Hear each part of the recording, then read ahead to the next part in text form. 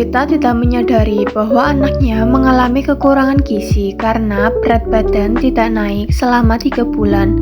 Ia berpikir anaknya hanya sedang tidak doyan makan. Anak tampak lemas, berat badan tidak naik, dan rambut kusam. Assalamualaikum.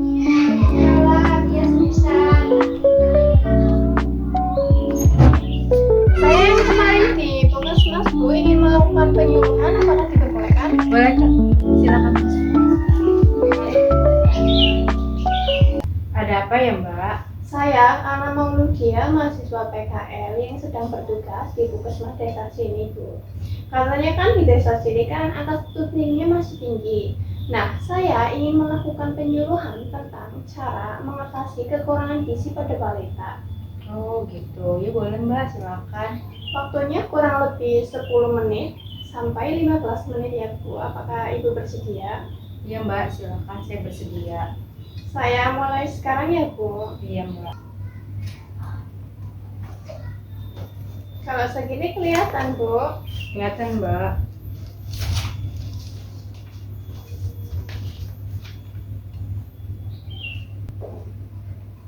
Sebelumnya, apakah Ibu tahu ciri-ciri anak kekurangan gizi itu apa? Tahu Mbak, mungkin kayak kurus, pendek, dan juga tinggi badannya tidak naik-naik.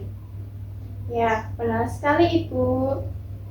Kekurangan gizi atau stunting adalah gangguan pertumbuhan kronis yang terjadi pada anak akibat kurangnya asupan gizi yang memadai dalam jangka waktu panjang. Kondisi ini ditandai dengan tinggi badan yang lebih pendek dari standar anak usianya.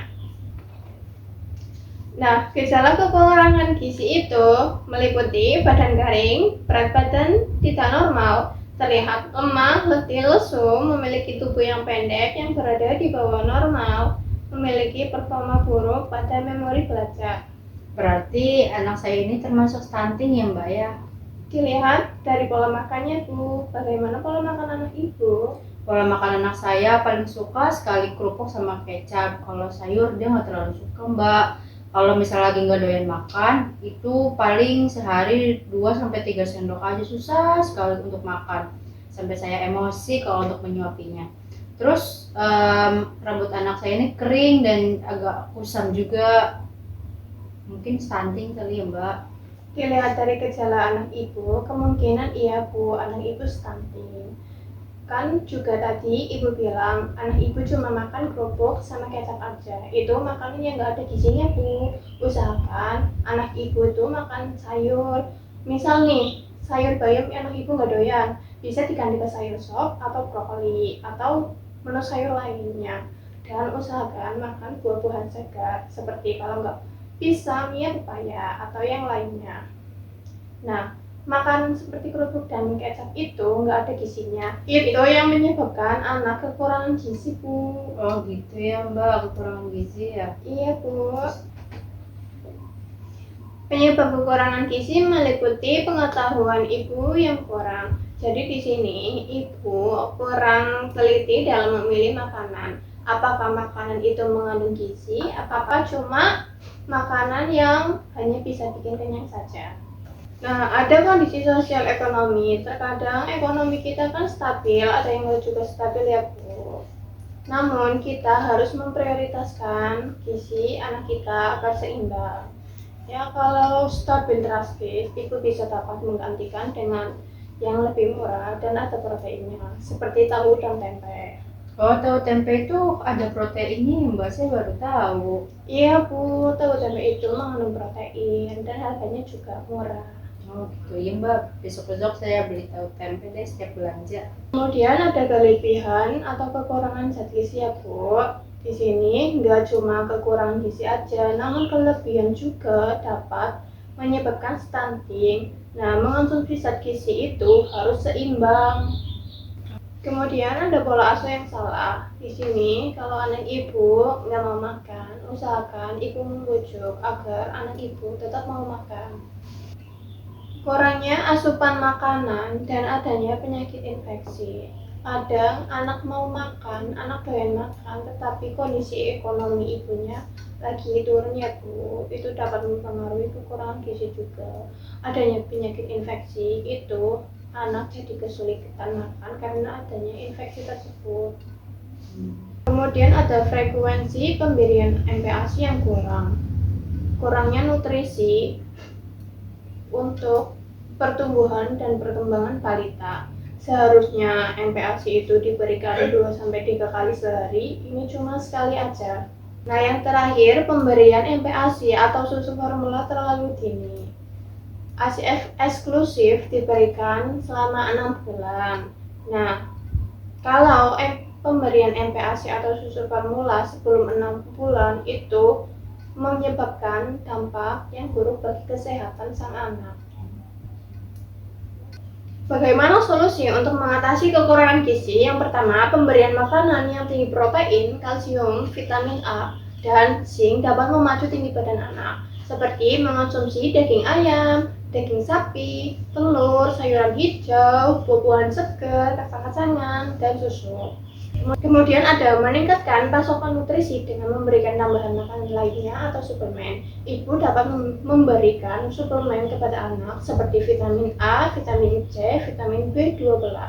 Kemudian ada imunisasi dasar agar tumbuh kembang balita tidak terhambat. Jika di posyandu mengadakan imunisasi, ibu diundang itu harus datang ya Bu. Jika kalau tidak datang, anak ibu akan kekurangan imunisasi dasarnya Bu, dan akan berdampak besar pada kesehatan anak ibu. Nah, yang terakhir, imunisasi tambahan dengan tujuan meningkatkan sistem kekebalan tubuh agar anak ibu tidak mudah terkena penyakit atau terhindar dari penyakit ya Bu. Iya Mbak. Itu saja materi yang dapat saya jelaskan. Apakah ada yang ditanyakan Bu? Mbak, saya mau tanya, apa saja sih keuntungan yang kita peroleh kalau kita itu rutin ke posyandu? Nah, manfaatnya memantau pertumbuhan kondisi anak seperti berat badan dan tinggi badan, mendapatkan imunisasi, mendapat edukasi gizi, serta perawatan anak yang benar dari petugas kesehatan Bu. Oh, seperti itu ya Mbak. Iya Bu. Baik Bu, dari materi yang saya berikan apakah sudah jelas? Sudah Mbak. Nah, kalau sudah jelas, saya ingin tanya ya Bu, apa sih itu stunting atau kekurangan gizi? Stunting itu pertumbuhan kepada anak yang secara tidak normal dengan usia pada umumnya atau pada usia yang pada teman-temannya. Ya, benar Bu. Nah, apa saja gejala kekurangan gizi Bu? Gejala kekurangan gizi itu anaknya terlihat lemah, letih, loyo, dan juga anaknya terlihat kurus atau kekurangan berat badan yang tidak yang abnormal ya Bu. Ya, benar Bu. Baik, pertanyaan selanjutnya, penyebab kekurangan gizi itu apa Bu? Penyebab kekurangan gizi pada anak stunting, kurangnya asupan yang bergizi kepada anak, terus pola asuh yang kurang diperhatikan kepada anaknya, dan juga pemberian MPASI yang terlalu dini. Iya. Dan juga pemberian MPASI yang terlalu dini atau pemberian susu formula kepada anak yang belum waktunya diberikan. Ya, benar sekali Bu. Nah, pertanyaan yang terakhir nih Bu, apa sih solusi untuk mengatasi kekurangan gizi? Solusi kekurangan gizi, memberikan makanan-makanan gizi yang seimbang seperti memberikan vitamin A, B, D, K, dan juga pemberian tambahan suplemen. Itu aja sih yang saya ingat. Ya, benar sekali Bu. Dari yang dapat saya simpulkan, stunting adalah pertumbuhan anak yang tidak sama dengan anak usianya, seperti tinggi badan kurang, berat badan juga kurang. Iya, Mbak. Itu saja yang dapat saya sampaikan, kurang lebihnya mohon maaf nih Bu. Iya.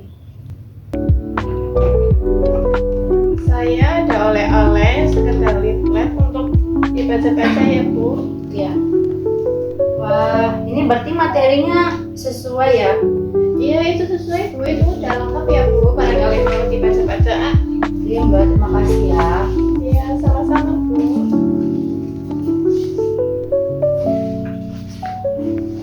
Kalau gitu saya permisi dulu ya Bu. Iya. Terima kasih.